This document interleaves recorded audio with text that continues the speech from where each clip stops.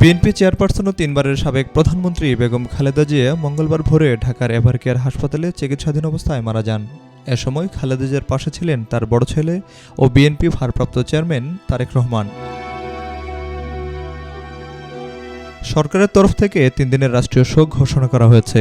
আগামীকাল বুধবার জাতীয় ছুটি ঘোষণা করা হয়েছে, তবে হাসপাতাল ও জরুরি সেবা এই ছুটির বাইরে থাকবে। বিএনপির পক্ষ থেকে জানানো হয়েছে 7 দিনের শোক পালন করবে দলটি। দলের কার্যালয়ে কালো পতাকা ও কালো বেজ ধারণ করা হবে। আগামীকাল দুপুর 2টায় জাতীয় সংসদ ভবন মাঠ ও মানিক মিয়া অ্যাভিনিউয়ে খালেদা জিয়ার জানাজা অনুষ্ঠিত হবে। জানাজায় অংশ নিতে ঢাকায় আসছেন পাকিস্তানের পররাষ্ট্রমন্ত্রী মোহাম্মদ ইসহাক দার ও ভারতের পররাষ্ট্রমন্ত্রী ডক্টর এস জয়শঙ্কর। এছাড়াও দক্ষিণ এশিয়ার আরও কয়েকটি দেশের মন্ত্রী ও কূটনৈতিক প্রতিনিধিরা জানাজায় উপস্থিত থাকবেন বলে জানা গেছে। জানাজা শেষে শেরেবাংলা নগরের রাষ্ট্রীয় মর্যাদায় তার স্বামীর কবরের পাশে দাফন করা হবে বেগম খালেদা জিয়াকে। বিএনপি চেয়ারপারসন ও সাবেক প্রধানমন্ত্রী বেগম খালেদা জিয়ার মৃত্যুতে গভীর শোক জানিয়েছেন দেশের বিভিন্ন রাজনৈতিক দলের নেতারা।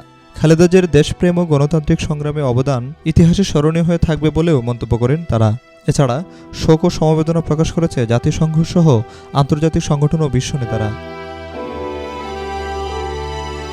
খালেদা জিয়ার মৃত্যুর খবর জাতীয় গণমাধ্যমে প্রকাশের পাশাপাশি আন্তর্জাতিক গণমাধ্যম বিবিসি, আল জাজিরা সহ বিভিন্ন সংবাদ মাধ্যমে বেশ গুরুত্বের সঙ্গে প্রকাশ করা হয়েছে। খালেদা জিয়ার মৃত্যুতে বাংলাদেশ প্রিমিয়ার লিগ বিপিএল ক্রিকেটের আজকের ম্যাচগুলো বাতিল ঘোষণা করা হয়েছে। স্থগিত করা হয়েছে জগন্নাথ বিশ্ববিদ্যালয়ের কেন্দ্রীয় ছাত্র সংসদ নির্বাচনও। বেগম খালেদা জিয়া বাংলাদেশের প্রথম নারী প্রধানমন্ত্রী। দীর্ঘ রাজনৈতিক সংগ্রাম ও গণতান্ত্রিক আন্দোলনে সক্রিয় ভূমিকার জন্য আলোচিত নেতা ছিলেন। তার মৃত্যু বাংলাদেশের রাজনৈতিক ইতিহাসে একটি বড় অধ্যায়ের সমাপ্তি। সত্য সরকার, বি নিউজ 24।